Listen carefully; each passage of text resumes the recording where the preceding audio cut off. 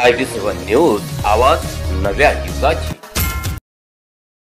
मराठी पत्रकार परिषदेचा जळगाव तालुका पत्रकार संघ घोषित। अध्यक्षपदी विनोद चिपडे तर सरचिटणीसपदी अश्विन राजपूत। जळगाव जामोदमध्ये जानेवारी 17 रोजी झालेल्या बैठकीत झाल्या नियुक्ती। महाराष्ट्रातील सर्वात जुनी असलेल्या मराठी पत्रकार परिषद अंतर्गत जळगाव जामोद तालुका पत्रकार संघाची कार्यकारिणी गठीत झाली आहे। अध्यक्ष म्हणून दैनिक देशोन्नतीचे पत्रकार विनोद चिपडे यांची तर सरचिटणीसपदी दैनिक मातृभूमीच्या अश्विन राजपूत यांची अविरोध निवड करण्यात आली आहे। बुलढाणा जिल्हा पत्रकार संघाचे अध्यक्ष रणजितसिंग राजपूत यांच्या अध्यक्षतेखाली शुक्रवार रोजी 17 जानेवारीला येथील विश्रामगृहावर बैठक झाली।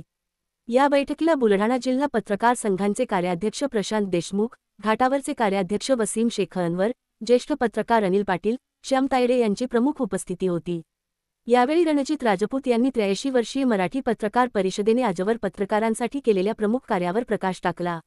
येणाऱ्या काळात परिषद पत्रकार कल्याणासाठी अनेक धोरणात्मक निर्णय राबवणार असून या प्रवाहामध्ये पत्रकारांनी मोठ्या संख्येने सहभागी व्हावे असे आवाहन केले।